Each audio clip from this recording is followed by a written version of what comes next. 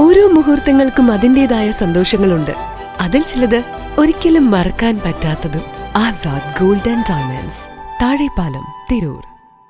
തിരൂരിന്റെ ഹൃദയഭാഗത്ത് പ്രവർത്തിക്കുന്ന Jayam college of arts and science graduation ceremony A P. Naseema ഉദ്ഘാടനം ചെയ്തു.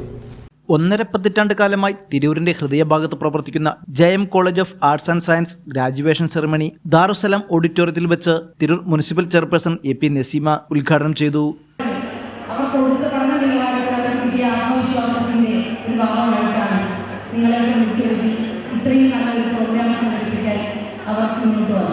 തീർച്ചയായും ഈ ഒരു അവസരത്തിൽ ജയം കോളേജിനെയും പ്രിയപ്പെട്ട ഉന്നത വിജയം കരസ്ഥമാക്കി മുന്നോട്ട് പോകുന്ന വിദ്യാർത്ഥികളെയും ആദരിക്കാൻ ഈ അവസരം ഞാൻ ഉപയോഗപ്പെടുത്തുകയാണ്.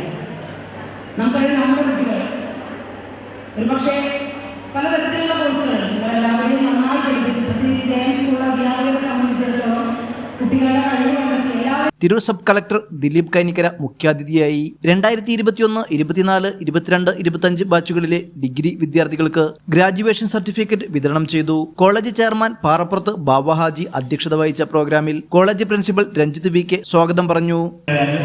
അടിയന്തരമായ മീറ്റിംഗ് വിളിച്ചുകൂട്ടിയതുകൊണ്ട് സാറിന് തിരുവനന്തപുരത്ത് പോകേണ്ടി വന്നു. ഈ പ്രോഗ്രാം ഔദ്യോഗികമായി ഉദ്ഘാടനം ചെയ്യാനെത്തിയിട്ടുള്ളത് തിരൂർ നഗരസഭാ ചെയർപേഴ്സൺ ശ്രീ എ.പി. നസീമ അവറുകളാണ്. നമ്മുടെ മാനേജ്മെന്റ് ഭാരവാഹികളായ Kunhuhaji, Kunhippa Latheef Kainikkara, Jouhar V P, Sainuddin, JML school headmistress Subaida teacher, programme coordinator Reshma എന്നിവർ സംസാരിച്ചു. രാവിലെ 9:30 മുതൽ 4 മണി വരെ ആയിരുന്നു പ്രോഗ്രാം. സർട്ടിഫിക്കറ്റ് വിതരണത്തിനു ശേഷം വിദ്യാർത്ഥികളുടെ കലാപരിപാടികൾ നടന്നു. ന്യൂസ് 99 തിരൂർ. 35 വർഷത്തെ വിശ്വസ്ത പാരമ്പര്യവുമായി എന്നും എപ്പോഴും കൂടെയുണ്ടെന്ന വിശ്വാസം. Basith wedding mall, Basith arcade, Poongottukulam, Tirur.